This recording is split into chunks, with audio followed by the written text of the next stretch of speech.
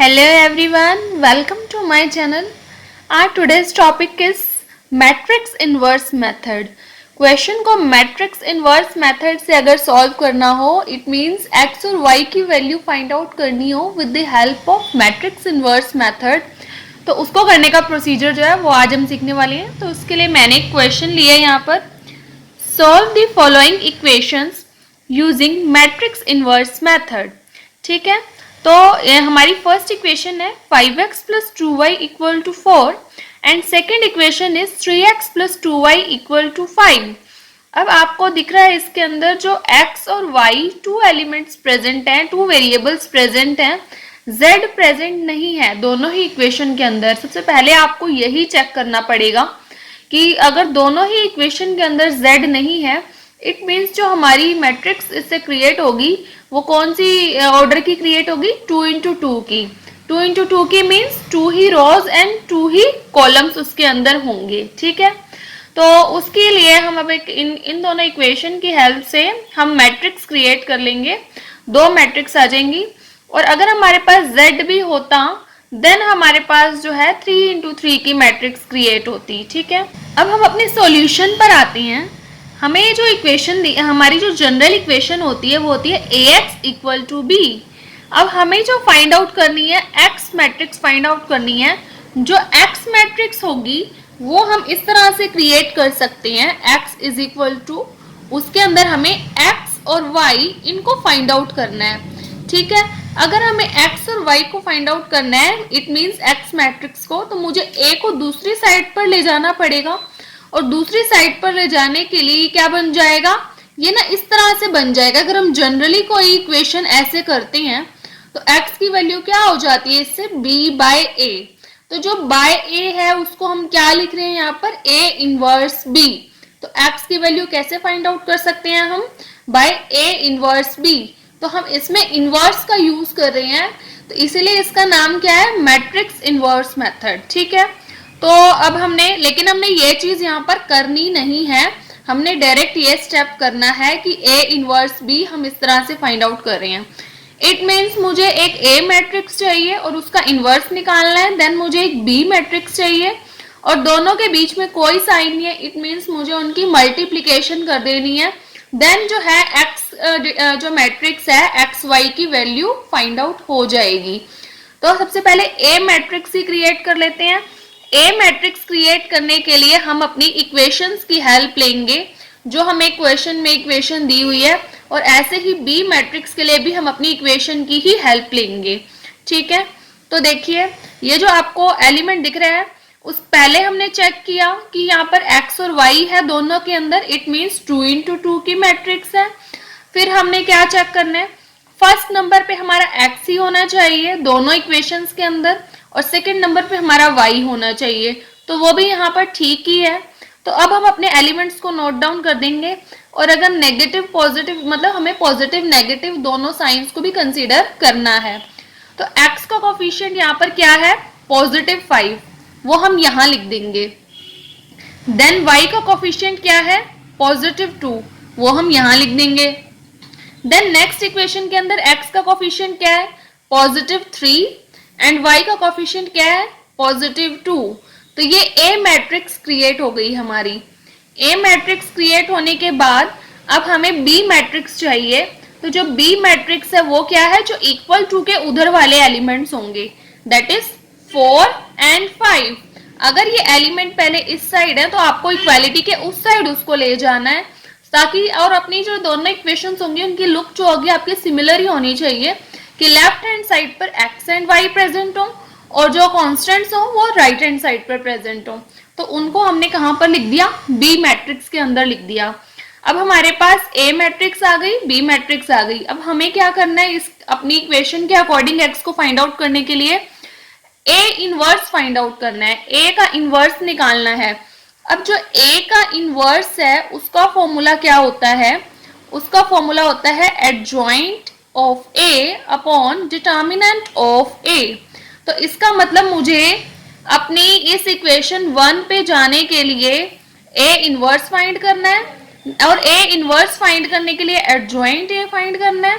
Then determinant ए find करना है, then value को सब्स्टिट्यूट करना है। तो अब हम अपने नेक्स्ट स्टेप पर चलते हैं। अब हमारा नेक्स्ट स्टेप क्या है कि हमें ये जो ए इनवर्स को फाइंड आउट करने के लिए दोनों कैलकुलेशंस करनी है। पहले हम निकाल रहे हैं, नीचे क्या दिख रहा है, डिटर्मिनेंट ए।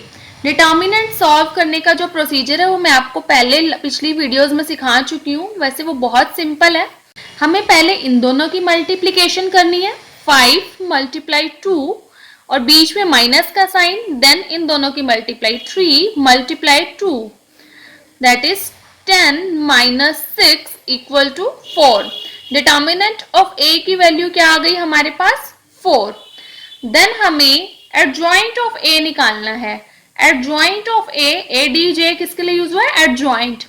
एडजॉइंट निकालने के लिए हमारा फॉर्मूला होता है A11, A12, A21, A22 और उनका ट्रांसपोज। ये किसका साइन है, ट्रांसपोज का। ठीक है, उस पर भी मैं आती हूँ कि ये क्या होता है। उससे पहले जो है, अब A11 ये आपको कैसे लेटर्स दिख रहे हैं, कैपिटल लेटर्स दिख रहे हैं। जो ये मैट्रिक्स के अंदर की वैल्यूज होती है ना, इनको हम स्मॉल a से डिनोट करते हैं। A11, A12, small A21, A22। ठीक है, पर यहाँ पर क्या यूज किए मैंने, capital A11, A12, A21, A22। ठीक है, इसका A11 का मीनिंग क्या होता है, first row first column, then first row second column, second row first column, then second row second column.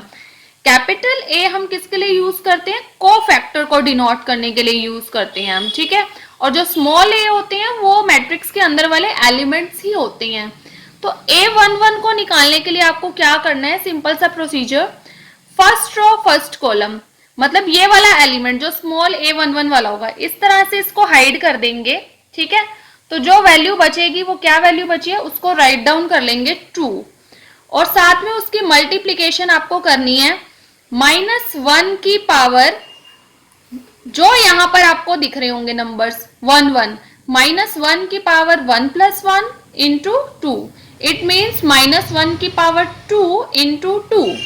अब अगर ये वैल्यू -1 की जो पावर होगी वो, अगर आपकी वैल्यू इवन है तो वो पॉजिटिव आंसर देगी, और अगर वो जो पावर है आपकी ओड है तो वो नेगेटिव आंसर देगी। ठीक है, तो ये बन जाएगा +1 इंटू 2, दैट इज 2। अब हम नेक्स्ट एलिमेंट पर गए, A12, तो इसके लिए हम क्या लिखेंगे, -1 की पावर 1 + 2। देन आप वही काम करो, A12 को टच करते हुए एलिमेंट्स को इस तरह से हाइड कर दो, तो क्या बचा है यहाँ पर 3। ठीक है, उसको 3 को यहाँ पर लिखेंगे, इस डॉट का मीनिंग मल्टीप्लाई है। अब ये पावर ओड हो गई तो ये नेगेटिव आएगा, -1 into 3, that is -3।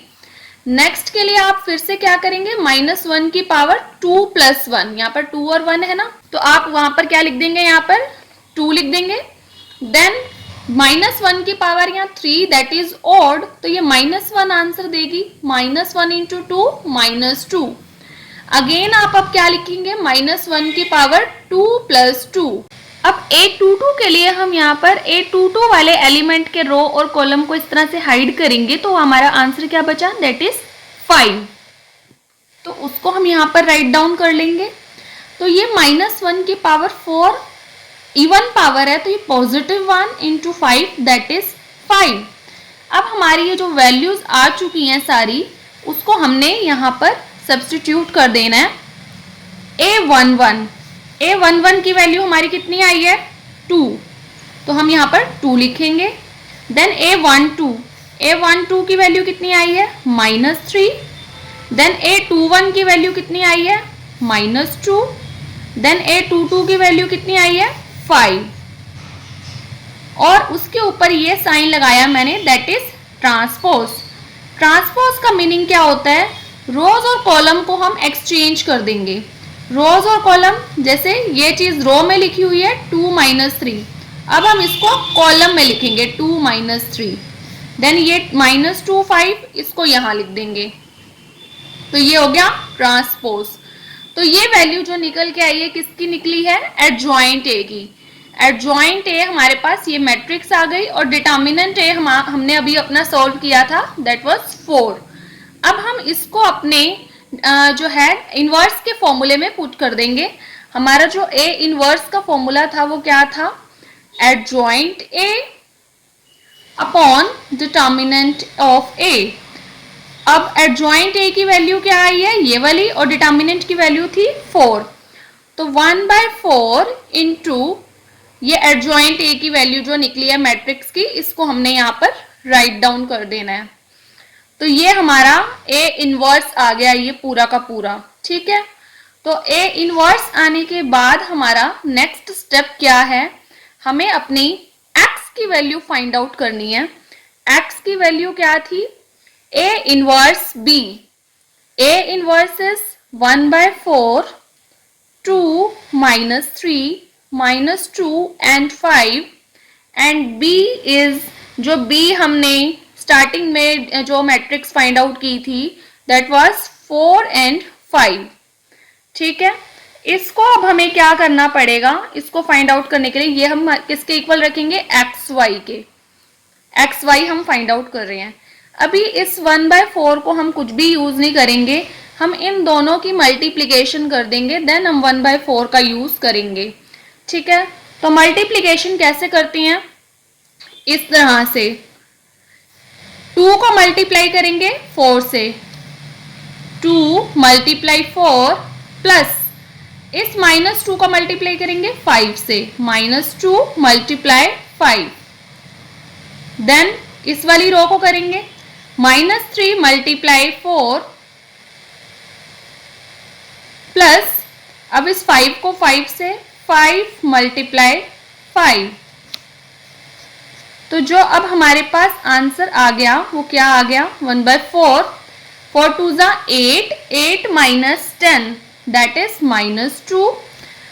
4 3 12, -12 plus 25 that is 13।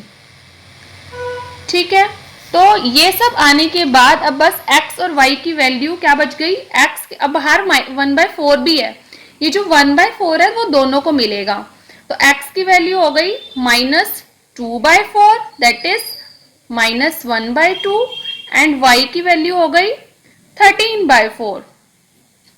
तो हमारी x और y की वैल्यूज निकल आई। ठीक है, तो मैं एक बार फिर से सारा प्रोसीजर जो है वो रिपीट कर रही हूँ आपको। सबसे पहले आपको a जो है मैट्रिक्स फाइंड आउट करनी है, देन b, देन a का आपको जो है इनवर्स फाइंड आउट करना है। a का इनवर्स का फॉर्मूला क्या है, ये adjoint a by determinant of a।